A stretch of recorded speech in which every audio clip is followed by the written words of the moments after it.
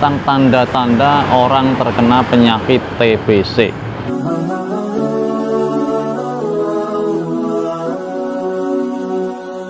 Assalamualaikum warahmatullahi wabarakatuh. Alhamdulillah teman-teman sekalian, pada kesempatan kali ini kita bisa berjumpa lagi dalam channel Materi Kesehatan Mudah atau Makes Mudah. Di pinggir jalan yang ramai ini, saya sambil istirahat akan menyampaikan beberapa hal yang terkait dengan kesehatan, yaitu tentang tanda-tanda orang terkena penyakit TBC, khususnya adalah TBC paru atau tuberkulosis paru.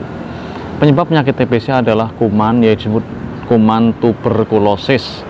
Yang kuman ini adalah kuman yang sangat haus oksigen, sehingga dia ketika berada di dalam paru-paru, dia posisinya akan berada di bagian atas paru-paru karena berusaha untuk memperebutkan oksigen sebanyak mungkin. Sehingga ketika orang mengalami penyakit TBC, maka salah satu tanda yang dilihat dari rongsen paru-paru khususnya adalah dia mengalami infeksi yang cukup berat, khususnya pada bagian apek atau bagian atas dari paru-paru tersebut.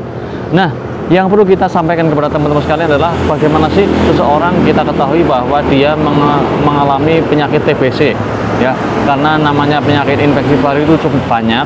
Ada bronchopneumonia, ada bronkitis, kemudian ada efusi pleura dan sebagainya. Maka salah satu penyakit paru-paru tersebut yang cukup terkenal di masyarakat adalah penyakit TBC, dan ini adalah penyakit yang termasuk yang ditakuti oleh sebagian besar orang, ya, bahkan mungkin semua orang takut ketika dia mengalami penyakit TBC tersebut. Karena untuk mengobati TBC tidak cukup seminggu 2 minggu, tapi ketika sudah benar-benar mengalami infeksi TBC, dia harus berobat paling tidak selama 6 bulan penuh. Dia diberikan obat antibiotik khusus untuk TBC, antibiotik khusus untuk memberantas kuman-kuman tuberkulosis. Nah, untuk memastikannya, maka seseorang harus diperiksa dengan periksa dahak. Di antaranya periksa dahak yang paling mudah, yang paling sering dilakukan di rumah sakit, di puskesmas. Dia akan diminta untuk mengeluarkan dahaknya, ditaruh di botol sebanyak 2 botol untuk diperiksa di laboratorium, untuk diperiksa apakah dia benar-benar ada kuman TBC di dalamnya atau tidak. Nah, ketika seseorang sudah dinyatakan positif dia menderita TBC, maka dia baru harus mendapatkan pengobatan secara intensif, secara terus-menerus selama minimal 6 bulan. Nah, sebelum seseorang diobati TBC, maka tentu saja ada curiga-curiga bahwa seseorang itu mengalami TBC apa tidak. Tidak cukup hanya lihat dari gejala saja. Maka gejala yang perlu kita ketahui bahwa apakah dia indikasi untuk diberikan pemeriksaan lebih lanjut ke arah TBC apa tidak. Yang pertama gejalanya adalah dia mengalami infeksi, yaitu sering demam pada malam hari dengan ciri khas, yaitu keluarnya keringat dingin pada malam hari. Di malam hari dia sering berkeringat badannya, sumuk berkeringat, ya, walaupun badannya tidak panas dalam arti seperti demam flu atau demam sakit-sakit masuk angin yang lain, tapi di malam hari ciri khasnya salah satunya adalah mengalami keringat dingin, keluarnya keringat dingin yang cukup banyak hampir tiap malam. Baju sering basah, kaos dalam basah di malam hari. Kemudian yang kedua, ciri khasnya adalah mengalami penurunan berat badan yang drastis, dari yang misalnya 60 kilo jadi 50 kilo dalam waktu 1 bulan, 2 bulan, 3 bulan, ya. Jadi mengalami penurunan berat badan yang cukup jelas ini. Dan ini perlu ditimbang. Sebelumnya ditimbang, kemudian beberapa minggu kemudian ditimbang lagi, akan terjadi penurunan. Ini diantara tanda penyakit TBC. Kemudian tanda yang lain adalah pernah batuk dahak bercampur darah.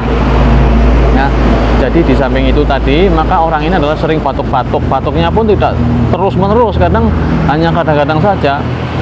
Kalau malam mungkin bisa saja ketika sudah infeksinya cukup berat, dia akan batuk terus-menerus, sering batuk, dan dahaknya keluar darah.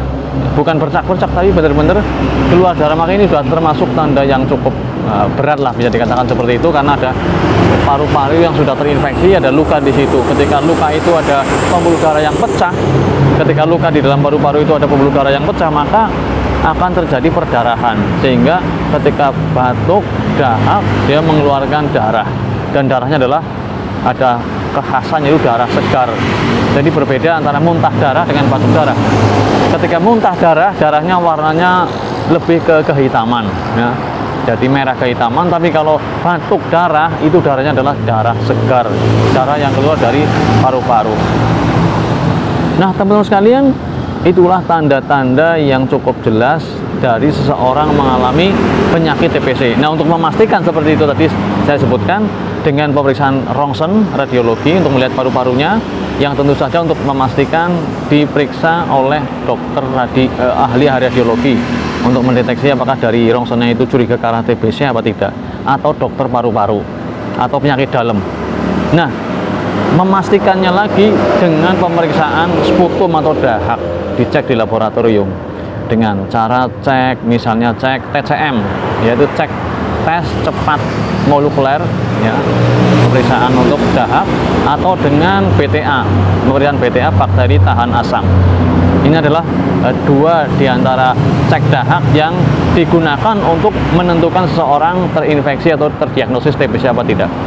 Itulah teman-teman sekalian yang bisa saya sampaikan pada kesempatan kali ini. Untuk pengobatannya, insya Allah mudah-mudahan bisa saya sampaikan pada kesempatan yang lain. Cendrawasih Burung Papua, terima kasih dan sampai jumpa. Wassalamualaikum warahmatullahi wabarakatuh.